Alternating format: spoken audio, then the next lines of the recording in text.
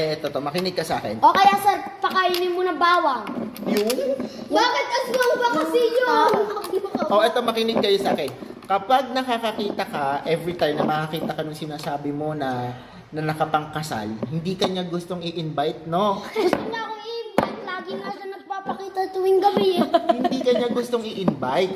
Ang gagawin mo, di ba sabi mo, nagtatago ka sa kumot. O tama lang yun. Pero habang nagtatago sa kumot, magpe-pray ka kay Lord. Lalo ka nang tinatakot kapag natatakot. Para mawawala yung takot mo. Papakainin mo ng bawang, sir. Hindi, magpe-pray ka, ha? Hindi naman kasi yung aswang para pakainin mo ng bawang. Marunong ka bang mag-pray? Hindi. Ayun lang.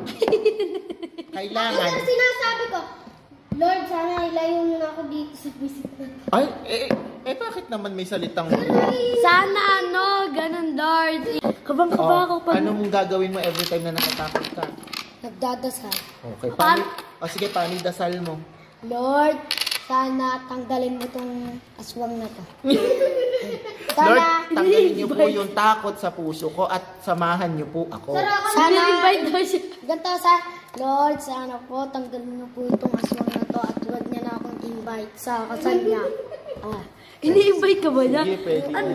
Sino yung ano na yun? Ewan ko, may namatay na doon sa bahay namin.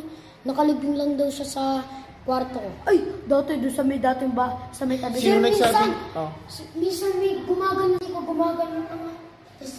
Ay, lagi kang nakaka-experience ng ganyan. Kasi kapag lalabas ako, pinapabili ako ni mama. Parang bumibigit yung pakiramdam ko na parang may pumapasan dito.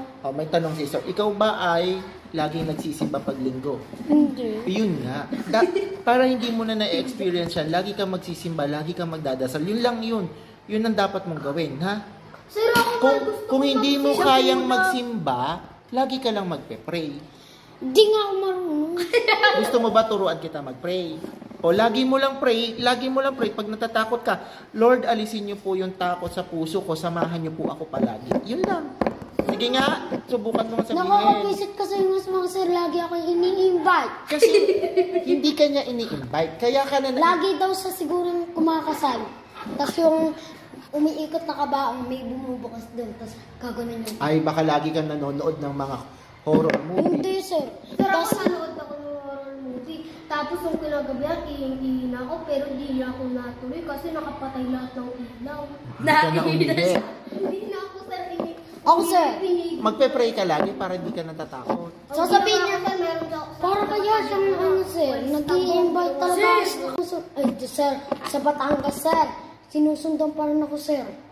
Tapos, di ba, kapag natutulog na ako, sir,